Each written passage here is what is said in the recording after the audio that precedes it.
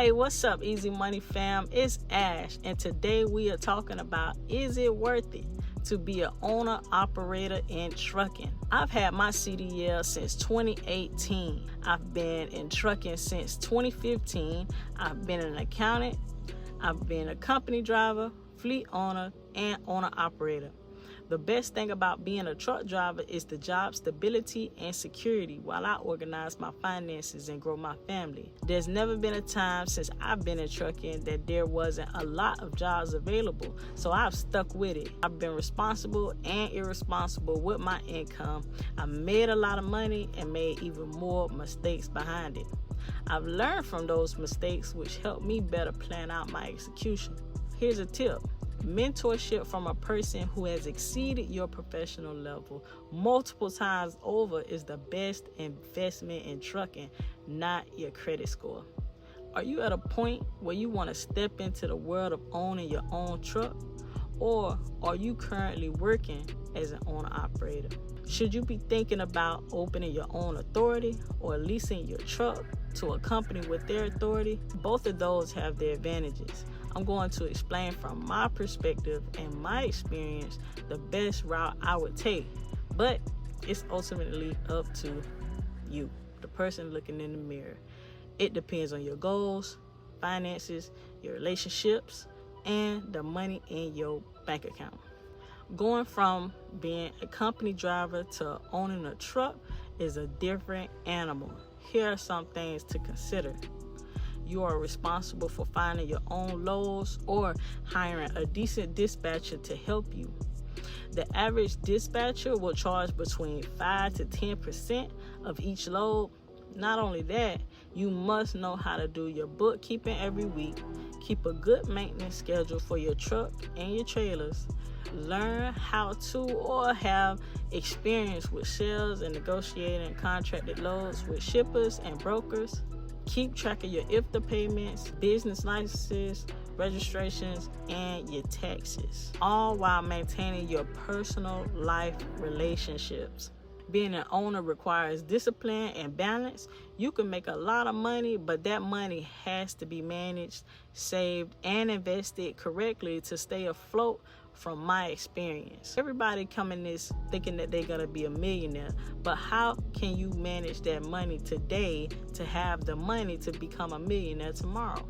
Understanding the level of attention you have to show your business is crucial. In 2024, the market has been up and down, volatile, so most companies have been playing defense just to stay afloat. Some have exited and some have come in. There's a lot of truck drivers who are expecting the market to make a turnaround. Owner-operators, fleet owners have more access to different data. A lot of us are trying to wait it out in order for the market to turn around. It's taking the companies to exit in order to tighten back up the market, the rates to go back up. And some companies are exiting, but there are companies that are being created still to this day. Understanding the level of attention you have to show your business is crucial. In 2024, the market has been up and down, so most companies have been playing defense to stay afloat. When having my own authority full time, I had to wear all hats. This was around 2019 going into 2020, 2021. The market was much better. Me and my team went into the pandemic, which skyrocketed rates. We were ahead of the game. We were ahead of the big boom. During that time, many authorities were started and the market was tight, meaning it was not enough capacity, meaning the trucks. It was not enough trucks to keep up with the demand. So we benefited from being in the position at the time and found contracts easier than if we would have started today. Now, I'm not saying there are no contracts available, but it is much more competitive in 2024 than it was then. If you have no contracts with shippers coming in with your own authority, you will be left to pick loads from the spot market. And the spot market, honestly, is up and down. You can never have a predictable income with the spot market. Load boys are highly competitive with other trucking companies looking for backhauls. So he or she who knows her numbers and can dial that phone the fastest and negotiate may get a better rate.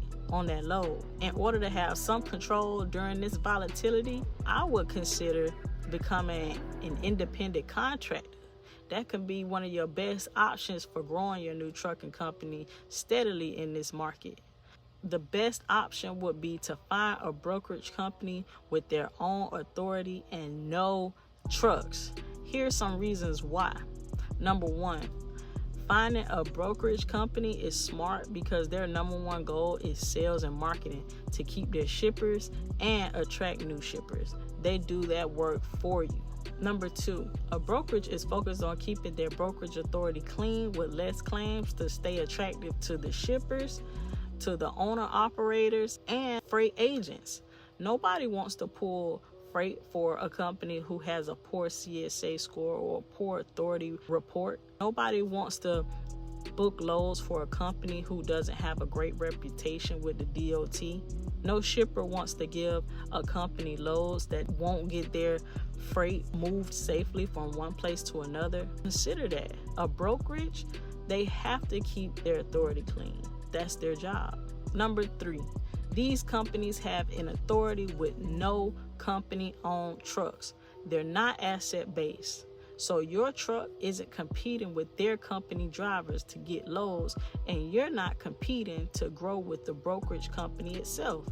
Their main bread and butter is the shipper relationships and owner-operator relationships and freight agent relationships.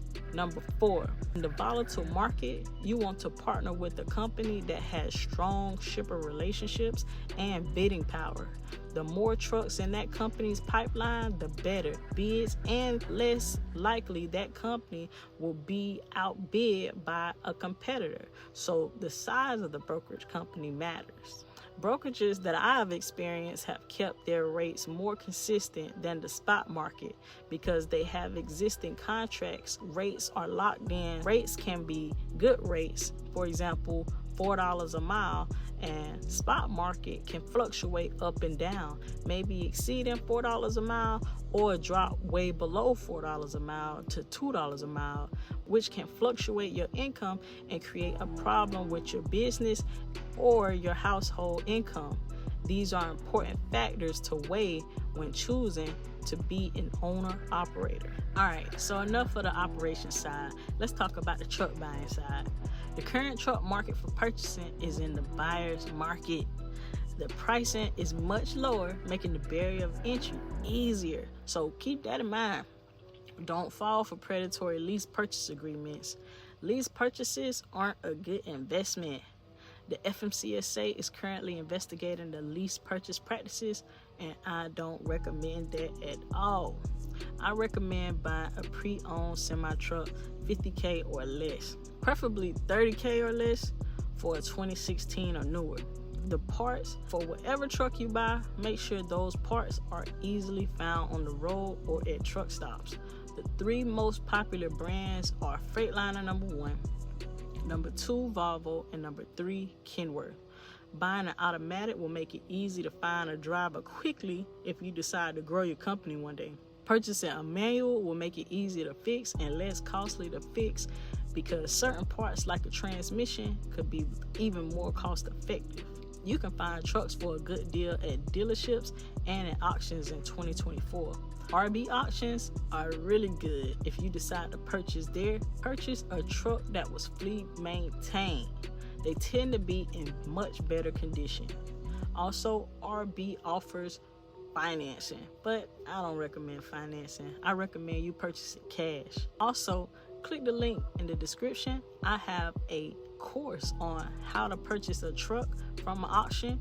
I've sold and trained over 300 people, and I have a 5-star rating on this course. So check it out. You have a clean motor vehicle record, or does your driver have a clean motor vehicle record? Consider this because it could drastically affect your carrier insurance rate when you start an authority. Rates for one truck can vary in your first year. Having your own authority, you could be paying a rate from $1,900 to $3,000 a month, depending on your level of experience. One of the biggest and only insurance companies is Progressive, who will write you a quote in your first year. That's one of the biggest who will write you a quote in your first year. As an independent contractor, if you decide to lease your truck to an authority, these companies can provide you a rate very low, in the neighborhood of $300 per month for your tractor, which is what I paid, because they are either self-insured or have a high rating and receive a collective discount. They will also provide you a tag that can be deducted from your weekly settlement and not paid for upfront, which is about $1,500 annually. If you cannot come up with that money annually, it's probably best you don't start your authority. It can be a lot to keep up with, trust me. All in all, we are in this business, in this trucking business, to make money, not get loans and hope to the higher powers that we make the money. The business pays us, not us pay the business, all right? Always remember that. Weigh everything that we've talked about today, and in 2024, money can be made in trucking as an owner-operator who will lease their truck to someone who has customers who pay well. So do your research. That's my opinion. I believe starting your own authority is too risky of an investment right now in the market. Hope this video helps you, or share this with a friend who is on the fence. Remember, get some experience before jumping out there, and have a good emergency fund set aside. Appreciate you for tuning in. All right, peace.